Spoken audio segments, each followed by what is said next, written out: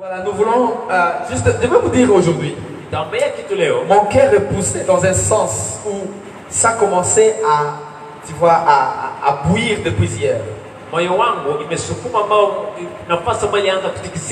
Depuis hier, depuis avant-hier soir d'ailleurs, mon cœur a commencé à bouillir. À bouillir. À bouillir. Vous savez à cause de quoi? C'est à propos des pandémies qui sont dans le monde. Donc cette pandémie a amené beaucoup de calamités, beaucoup de problèmes, beaucoup de meurtres. Et j'ai commencé à méditer. Tu vois, en écoutant les médias, les gens se plaignent. Ceux-ci se plaignent contre ceux-là. J'ai vu. Toi, tu écoutes les seigneurs, on va arriver où? Les Américains se plaignent contre les Chinois. Les Chinois se plaignent contre les Américains.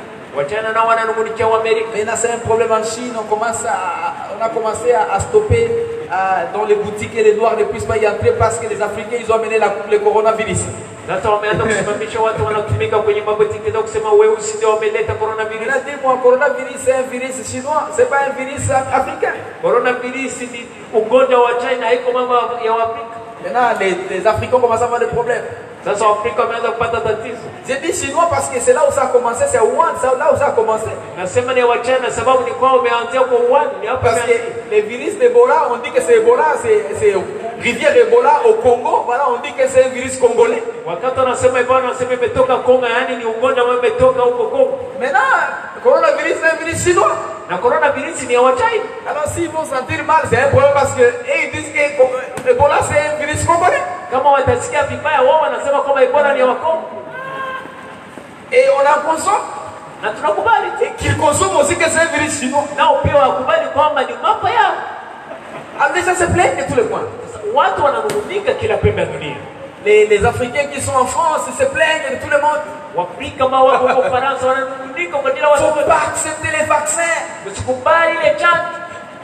Alors, les Africains qui sont en Afrique, ils ne veulent même pas que les gens viennent dans leur pays par les aéroports, au domaine des aéroports, parce qu'ils vont les contaminer. Tellement que les gens qui voyagent en avion, maintenant, ce n'est plus du luxe. Parce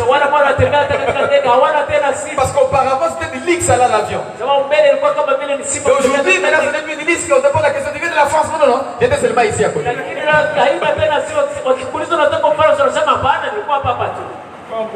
Il vient de l'Italie? Non, non, non, moi j'étais à ma campagne. J'étais à ma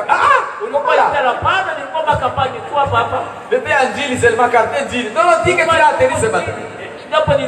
J'ai suivi une vidéo où pendant cette période ici, il y avait tout un avion qui atterrit, amenant les gens, c'est pas de la Chine, non, c'était des Indiens, apparemment des Indiens. Et tout le monde se plaît contre l'autre.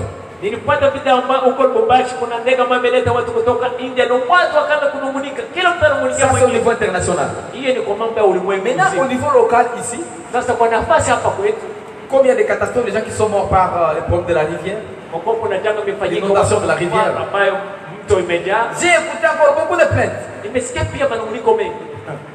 Les gens qui se plaignent pourquoi ils ont construit à côté de la rivière. Et donc ils ont dit non, comment ils ne nous ont pas informés avant le temps. D'autres qui se plaignent pourquoi la MONUSCO est là, ne sont pas venus pour venir nous récupérer. On était dans un endroit enclavé par l'eau. Pendant des moments difficiles, tout le monde se plaint. Où est la voix de l'église?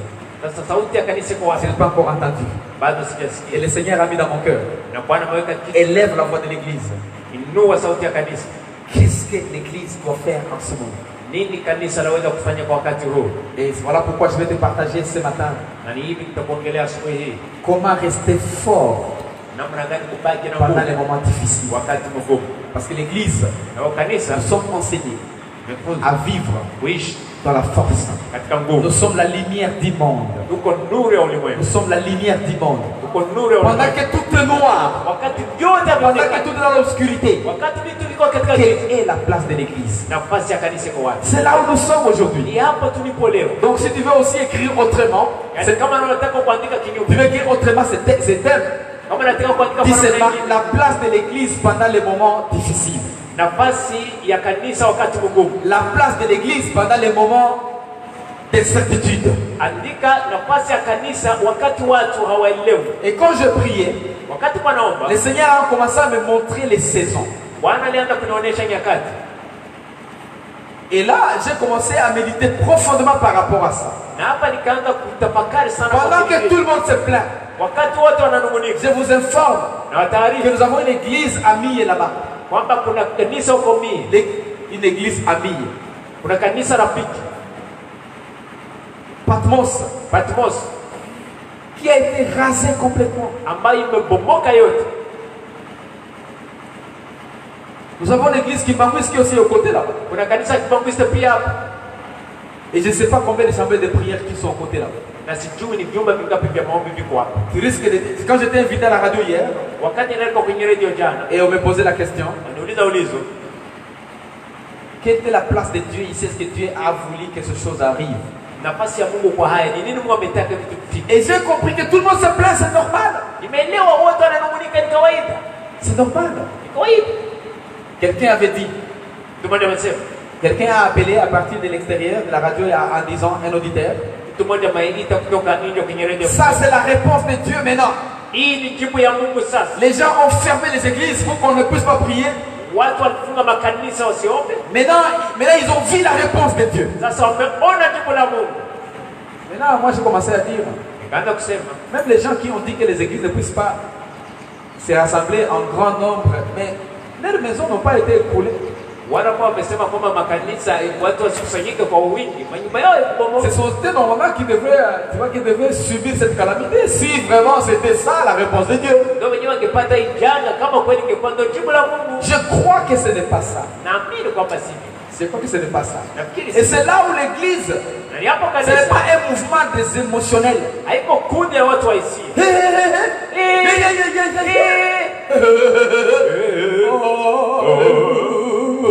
Ce n'est pas ce moment des émotionnels. C'est le moment des gens construits dans la parole. On fait le christianisme. Ce n'est pas pour les émotionnels. Parce que tout ne sera pas facile. Être la lumière dans l'obscurité. Vous n'avez jamais parlé à l'ampoule. C'est mieux de vous approcher un jour de l'ampoule et demander à l'ampoule. Quand il y a trop noir, l'ampoule, et parler à l'ampoule. Comment tu souffres en éclairant dans cette obscurité? L'ampoule va te dire, ça dépend de mon énergie intérieure. C'est ma force intérieure. Si je regarde l'obscurité, je ne peux pas donner la lumière. C'est la place de l'église. Des fois, l'église est emportée par tous ceux qui s'entourent. Quand les gens parlent corona, corona, et on dit corona, corona. Les gens sont malades. Je me souviens d'une histoire dans la Bible où Jésus marchait sur la rue et avait rencontré une femme qui était veuve et qui avait un seul orphelin. Et cet orphelin était aussi décédé. Donc il n'y avait pas de l'espoir. Tout le monde pleurait. Tout le monde l'accompagnait à pleurer. Mais une chose que Jésus n'avait pas pleuré. Jésus a stoppé toute la foule et s'est approché du cercueil et a dit à cet enfant, lève-toi. Et il a donné cet enfant à sa mère. Pour dire quoi? Quand tout le monde t'aide à pleurer, tu vas pleurer beaucoup et tu n'auras pas de l'espoir. Voilà les moments où le monde entier pleure, la ville pleure. Quelle est la place de l'église? Et Dieu veut nous parler ce matin. Ouvre ton cœur. Dieu m'a amené dans Genèse chapitre 8 verset 22. Et je vais vous montrer quelque chose. Genèse 8 22. La Bible dit, tant que la terre subsistera,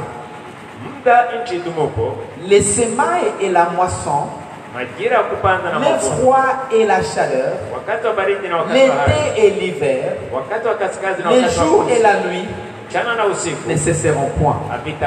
Tant que la terre subsistera, Dieu a séparé les choses par les saisons.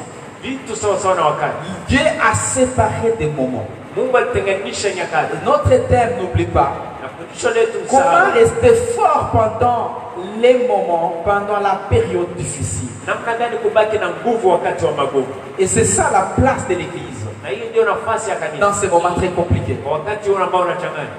L'église, quand tout le monde se plaint, l'église est supposée donner la réponse. Et je crois que plus nous connectons avec Dieu, plus il y a des réponses qui descendent. Et Dieu veut nous parler vraiment très profondément ce matin, pour que nous puissions comprendre la profondeur de ce qu'il veut faire. Quelle que soit ta spiritualité, aussi longtemps que la terre subsistera, ces choses seront là. Maintenant, il y a beaucoup de gens qui pensent que prier peut changer les moments. C'est là où les sages comprennent à collaborer avec les moments. Tu peux prier beaucoup. Tu peux prier beaucoup. Et l'église est rasée. Tu peux prier beaucoup et tes enfants partent avec de l'eau. Tu peux prier beaucoup et toute ta maison est touchée par la pandémie. Parce que ça demande la compréhension de la saison, la sagesse. C'est là où il y a des gens, des fois, qui ne veulent pas suivre le principe de la santé qu'on a été donné. C'est très important de suivre. Même s'il y a des raisons qui sont derrière la pandémie que nous ne comprenons pas. Pour ta protection, sois sage. Il y a des moments. Dieu a établi des choses. Tout ce que vous voyez par des moments. Regardez Ecclésiaste chapitre 3. Et on va regarder profondément ce que Dieu veut faire vraiment. Ecclésiaste chapitre 3, verset 1 jusqu'au verset 4. La Bible dit, il y a un temps pour tout. Les yeux commencent à s'ouvrir. Comme Dieu a séparé tout par des saisons, ou par des moments, ou par des temps, on comprend qu'il y a un temps pour tout. En d'autres termes, il n'y a aucune chose qui va rester pendant longtemps. En d'autres termes, il n'y a aucune chose qui va rester inchangeable. Ça me donne de l'espoir, même pendant les moments où je n'ai pas de l'espoir. Par exemple, tu ne travailles pas, tu n'as pas de boulot. Comme je comprends que c'est juste un temps, je vais me préparer. Pendant les moments où j'aurai un bon boulot. Tu peux avoir un bon boulot et tu as de l'argent. Il ne faut pas être bête. Il faut comprendre. Il y aura un moment qui va arriver où ces choses vont passer. Je vais être comment? Parce que rien ne restera inchangeable. Il y a un temps pour tout. Alléluia. Aussi, ça te développe de laisser la jalousie. La jalousie. La Bible dit, un temps pour toutes choses sous les cieux. Est-ce que la RDC est sous les cieux? Amen. Est-ce que l'Afrique est sous les cieux? Amen, amen. Est-ce que la Chine est sous les cieux? Amen, amen. Est-ce que l'Europe est sous les cieux? Amen, amen. Est-ce que l'Amérique est sous les cieux? Amen, amen. Il y a un temps pour tout. Rien ne restera statique. Ça va changer. Verset 2. Un temps pour naître Un temps pour mourir. Personne n'aime la mort. Mais la mort arrive à tout le monde. Quel que soit les chemins que ça va utiliser. Moi j'aime Nyimbo za wokovu. Dans Nyimbo za wokovu, il y a Matendo ya Mungu. Il y a un couplet qui dit quoi? Il y a un couplet là. Est-ce qu'on peut chanter ce couplet là-bas? Ce couplet là-bas, ça dit encore quoi? Non, il y a un couplet qui dit Ebwana unayo. Ebwana unayo. Magari maelfu na lenye linalolifaa. Ulichagulie mwenyewe Bwanangu, nifike salama mbinguni. Ebwana unayo magari maelfu na lenye linalolifaa. Ulichagulie mwenyewe Bwanangu, nifike salama mbinguni. Dieu a beaucoup de véhicules pour nous amener vers lui. Et c'est à lui de choisir. Quelques-uns vont dans des jeeps Prado, d'autres vont à travers des vélos, d'autres vont à travers des motos, d'autres vont à travers des maisons écroulées, d'autres vont dans des jets privés, d'autres vont dans les charrettes, d'autres vont dans des bus. Minibus, c'est comme un petit bus. Comme coach. C'est le Seigneur qui connaît exactement les chemins que tu vas utiliser. Il faut se mettre sage. Il faut savoir la saison. Donc comprends une chose. C'est que le moment difficile, c'est quel moment? La saison difficile, c'est quelle saison? Ou c'est quoi? C'est un événement qui arrive dans ta vie que tu ne contrôles pas. C'est un événement qui arrive dans ta vie que tu ne contrôles pas. Personne ne planifie une vie difficile dans sa vie. C'est comme un Africain. En Afrique ici, quand tu commences à parler de la mort, les gens commencent à avoir peur. Ah, c'est comme s'il va mourir. C'est comme s'il va mourir. Hey, mais pendant que tu vis, c'est le moment qu'il faut préparer la mort. Parce que la mort et la vie sont des voisins. Comme la richesse et la pauvreté sont des voisins, les développements et les sous-développements sont des voisins. Les gens qui sont développés sont venus des sous-développements. Voilà pourquoi on les appelle des pays développés. Et l'Afrique, on dit les pays en voie de développement. Parce que ce sont des voisins. Mon cœur ici, c'est vraiment vous aider. Comment rester fort pendant les moments difficiles. J'ai commencé à vous donner tout ça pour que vous soyez fort. Si vous ne comprenez pas ça, qu'il y a des saisons, vous ne resterez jamais fort. Pendant qu'il y a des pandémies, pendant qu'il y a des calamités, des catastrophes naturelles, sache que rien n'arrive au hasard. Et les sages, quand les choses arrivent, ils savent que ça va partir. Ça va partir. Quand le moment difficile vous arrive, regardez quelque chose. Au numéro 1, il faut comprendre que rien n'est pas statique. Rien n'est statique. Sauf Dieu et ses promesses. Les promesses de Dieu ne changent pas. Et Dieu ne change pas. Mais tout peut changer. Ton état peut changer. Voilà pourquoi il ne faut pas t'enorgueillir quand tout marche bien. Il ne faut pas te négliger quand tout marche mal. Reste là en regardant la croix. Alléluia. Rien reste statique. Tout change. Je me souviens 15 ans passés, 20 ans passés. On n'était pas ce qu'on est aujourd'hui. On n'était pas ce qu'on est aujourd'hui. On allait au champ à Kawizi. Et quand les gens nous voyaient, Ne pensez pas qu'on pouvait un jour bénir quelqu'un avec 1000 francs. Parce qu'on n'en avait pas. On n'avait même pas l'argent pour payer le vélo. Pour aller à Kawizi. Et les gens qui nous voyaient ne pensaient pas qu'on pouvait être l'espoir d'autres personnes. Qu'on pouvait appuyer d'autres personnes.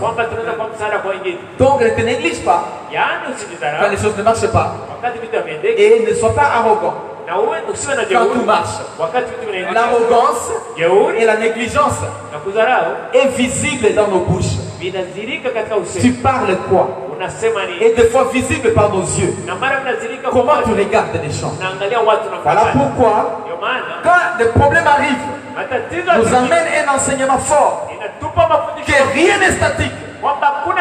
Il y a des gens qui ont pensé que nous avons déjà construit. Il y a des gens qui ont pensé que nous avons déjà tout. Et quand les calamités arrivent, quand les pandémies arrivent, vous écoutez le nombre de morts. Vous vous dites Mama ouais. Mama ouais. Mama ouais. Des centaines de morts. Des dizaines. Des milliers sont morts. Te pose beaucoup de questions. Donc quand il y a des calamités, quand il y a des problèmes, comprends qu'ils sont des saisons. Ça passe. Mais ça peut passer avec toi. Ça peut passer avec l'autre. Mais dans ce moment difficile, l'église doit être forte. Et comment tu restes fort dans ce moment? Numéro 1, tu sais que c'est juste un temps. Ça va passer. Ça relève ta foi. Ça va passer. Même quand tu parles, les gens voient la foi en toi. Quand tu regardes, les gens voient la foi en toi. Oh, alléluia. Tu regardes, tu dis quelque chose va changer. Moi je connais des gens, quand tu les visitais dans une chambrette, ils n'avaient pas d'espoir. Quand tu les regardes aujourd'hui, ils ont des maisons. Et ils disent Seigneur merci, parce que tu amènes les gens de plus loin. Et ça me donne encore la foi. C'est la croissance de foi qui nous amène encore la foi. Alléluia. Les saisons changent, les temps changent, les moments changent. Quelles que soient les calamités qu'on vient de voir à Uvira, ça va passer. Quand on grandissait ici, il y avait un moment où les gens qui connaissent Kalundu, au port là-bas, la montagne est descendue des hauts vers les bas. Ça couvert beaucoup de maisons. Et les gens se disaient c'est fini. Les gens ne vivront jamais sur Kalundu. Il y a beaucoup de belles maisons plus que les maisons que je voyais avant. Les saisons passent. Alléluia. Sois très fort. Quels que soient les problèmes. Ça c'est d'abord que les saisons passent. Les moments passent. Ne te néglige pas. Et non plus ne sois pas arrogant. Une autre chose que je voulais te donner. Il y a l'avantage. Une saison.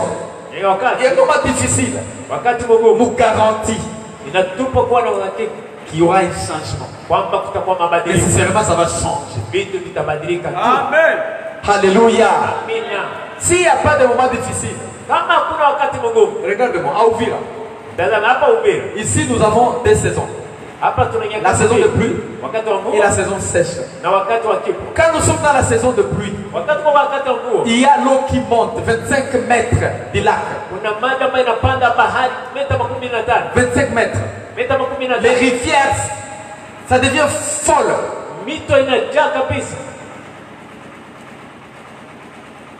Quand on sait que juillet va arriver, qu'est-ce qui crée en vous? De l'espoir. La saison ou les moments difficiles nous montrent de l'espoir. Je sais, à tout ça, ça va finir. Ne t'en fais pas. Juillet va arriver. Parce que les temps ne restent pas statiques. Les temps changent. Et ça change avec ces histoires. L'eau que vous voyez monter à la plage 15 mètres vous ne la verrez jamais. En juillet et en août, ça nous donne de l'espoir. Et nous restons forts dans les moments difficiles. Nous restons puissants dans les moments difficiles. La pandémie que vous voyez dans le monde, ça n'a jamais été avant. Coronavirus, on n'a jamais entendu. C'est maintenant qu'on attend coronavirus. C'est pour dire encore une fois que les années qui vont venir, on ne parlera jamais de coronavirus. Ça va passer parce que les saisons passent. Les saisons passent. Le moment passe. Cela faut être fort. L'église va être forte. Dans le moment difficile, je me souviens de Jésus. Il marchait sur le lac de Galilée avec ses disciples. Il a pris sommeil. Et ça a commencé vaguement commencé à bouger la pirogue. Et les gens commençaient à dire, Seigneur, est-ce que tu ne vois pas? Tu ne vois pas qu'on va mourir? Lui, il était sage parce qu'il savait que la saison passe. Et il a dit, où est votre foi? L'église doit marcher dans la foi. Et la foi parle. C'est le moment où ça va passer. Pendant que le monde crie, pendant que les montagnes s'écroulent, pendant que l'eau bouge, nous connaissons des choses qui ne bougent jamais. C'est la parole de Dieu. Ce Dieu ne bouge jamais. Ses promesses ne bougent jamais.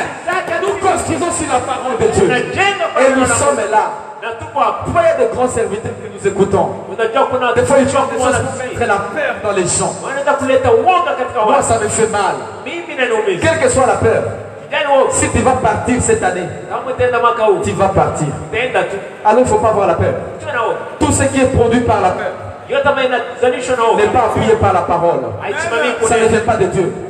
Ce qui vient de Dieu, c'est qui est appuyé par la foi. Maintenant, quand on respecte le principe de l'hygiène, ce n'est pas la peur. Ce n'est pas la peur. Mais nous avons la foi. Mais quelles que soient les choses qui passent, mon Rédempteur vit. Mon Rédempteur vit. C'est Dieu vivant. Alléluia. Les temps nous amènent de l'espoir. Les temps nous rend forts. Les temps nous rend puissants. L'église, vous devez marcher dans la foi. Marchons dans la foi. Romains chapitre 1 verset 17 et je vais fermer. Je vais atterrir. Je vais clôturer. Et ce que Dieu dans la maison, tu me suis et tu dis Seigneur, fais encore de ma vie. Dieu veut te toucher. Dieu veut t'encourager. Dieu veut t'aider. Dieu veut t'amener de hauteur à hauteur. Tu te casses dans la maison, tu penses que rien ne peut arriver là-bas. Ce n'est pas mal de rester là-bas, mais rester dans la foi. Le seul secret, la seule protection que nous avons, c'est la foi. Tu n'es pas très propre qu'en Italie. Tu n'es pas très propre qu'en France. Tu n'es pas très propre qu'en Amérique. Regarde ta maison. Regarde ton enclos. Regarde ton bureau. Regarde là où tu passes. Même ta voiture là où ça roule. Mon ami, si Dieu n'était pas l'Afrique, rien ne marchera. C'est là où nous devons construire notre vie sur la foi. Alléluia. Nous sommes de la foi. Et nous marchons dans la foi. Et nous parlons de la foi. Et nous vivons dans la foi. Et nous respirons la foi. Et nous regardons la foi. Et nous regardons la foi. Et nous vivons la foi. Et nous lisons la parole de foi. Et nous sommes la lumière du monde. Romains chapitre 1 verset 17. La Bible dit ceci. Waouh, waouh, waouh. La Bible dit ceci. C'est pas si Dieu est déjà là. Parce qu'en lui est révélée la justice de Dieu. Quitter le niveau de foi d'être né de nouveau seulement et aller au niveau de foi de dire la pandémie n'a pas de force à moi. Alléluia. Quitter le premier niveau de foi de dire je suis chrétien et aller dans le niveau de foi de dire n'importe quel virus ne peut pas me toucher.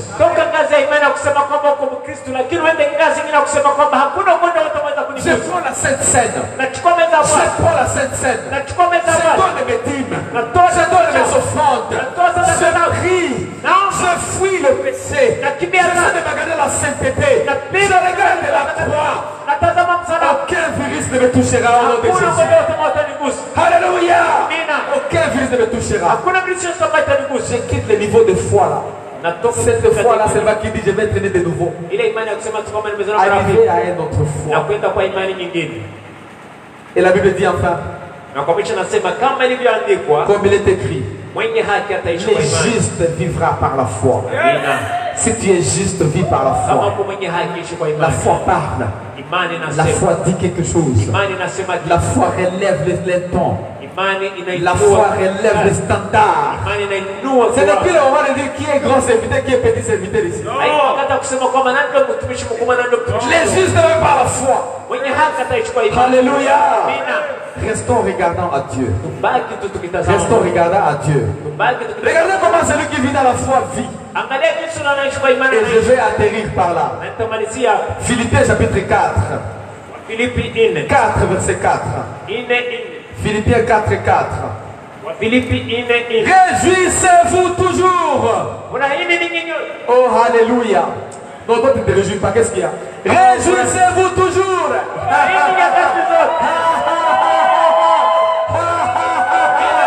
Réjouissez-vous toujours dans le Seigneur. Je le répète. Réjouissez-vous. Tu sais quoi? C'est lui qui vit dans la foi.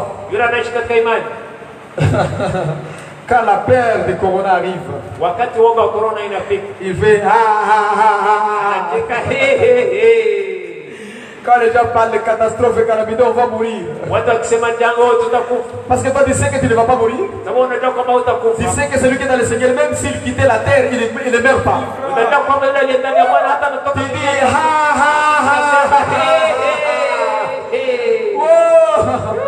tu sais, quand ils disent non, rien ne marche là. Parce que tu sais que ton économie est au ciel et non sur la terre. Tu dis réjouissez-vous dans le Seigneur. Et je vous dis encore, réjouissez-vous. Que le Seigneur vous bénisse. Que le Seigneur vous renforce. Restez fort dans les moments difficiles. Restez puissant dans les saisons compliquées.